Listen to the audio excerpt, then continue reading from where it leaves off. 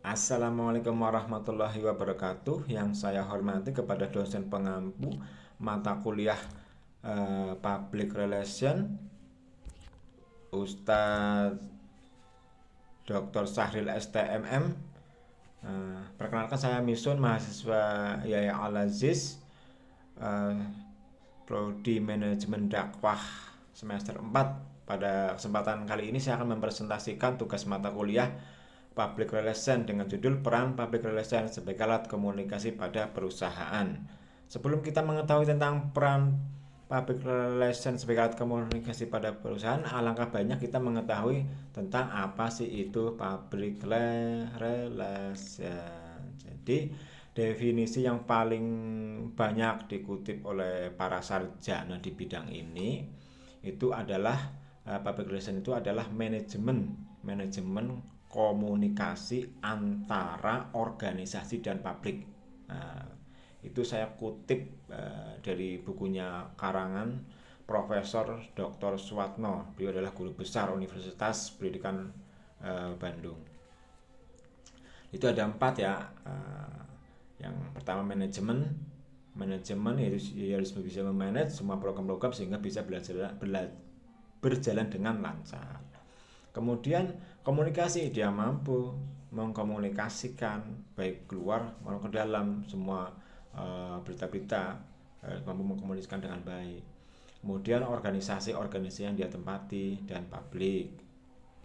Nah, kemudian yang berikutnya, peran komunikasinya seperti apa ya. Jadi peran komunikasi public relation salah satunya adalah harus menjadikan informasi itu satu pintu. Maksudnya bagaimana? Jadi kalau Anda mendengar informasi perusahaan, entah itu perusahaan apa atau organisasi apa, kalau mendengar informasi itu tidak lewat satu pintu, pintunya apa? Public relation itu. Nah, itu informasi tidak bisa dipertanggungjawabkan. Jadi informasi yang bisa dipertanggungjawabkan adalah informasi yang datang dari satu pintu, yaitu dari public relationnya. Nah, itulah yang paling yang benar. Jadi kalau ada informasi yang tidak datang dari satu pintu ya harus dicek kebenarannya. Kemudian ada perusahaan. Jadi siapapun saudara Anda, siapapun ya, kalau Anda menjabat sebagai PR, Anda harus paham nih, paham tentang apa? Paham tentang visi misi perusahaan.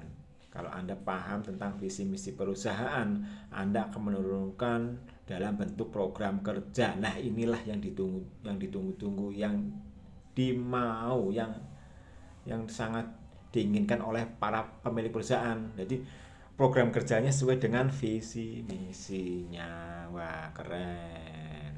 Nah, ini apa sih yang kamu ketahui tentang peran public relation dalam sebuah perusahaan? Ya, jadi lagi-lagi ini saya kutip lagi dalam bukunya Profesor Dr. Suwatno. Itu bukunya berjudul Public Relation, Pengantar Public Relation Kontemporer, itu di halaman 135. Nah, itu ada dua peran yang paling dominan, yaitu yang pertama manajer komunikasi. Jadi manajer komunikasi, yang namanya manajer komunikasi kan dia harus mampu mengkomunikasikan semua berita-berita. Uh, Dia mampu membangun komunikasi dengan baik, komunikasi dengan membangun hubungan baik dengan keluar ya. Seperti kalau keluar gimana, eksternal. Seperti contohnya uh, ke publik, ke media, ke masyarakat, kemudian pemerintah. Nah, ini kalau pemerintah sangat penting nih. Kita harus membangun hubungan baik dengan pemerintah karena manfaatnya bagaimana? Kita akan mendapatkan kemudahan-kemudahan. Kemudian membangun hubungan baik dengan ke dalam internal.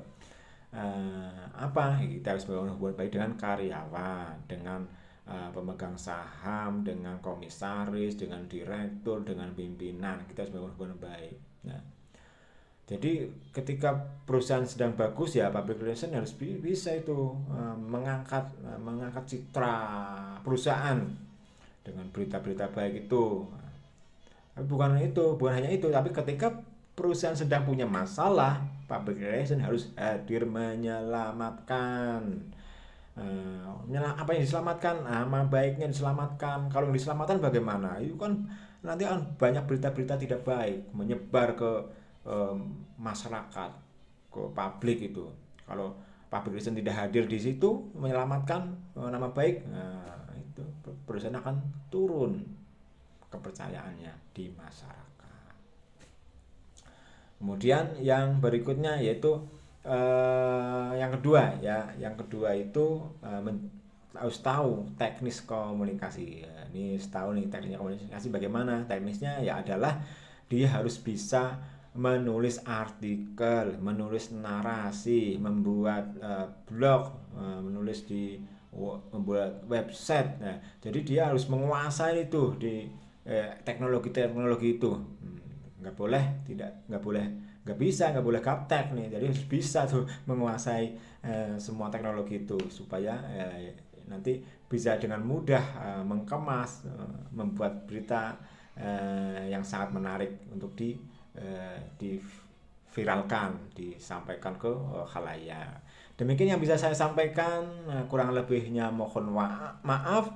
Hadallahu ya arna ya fatna walhamdulillahirabbil alamin. Wassalamualaikum warahmatullahi wabarakatuh.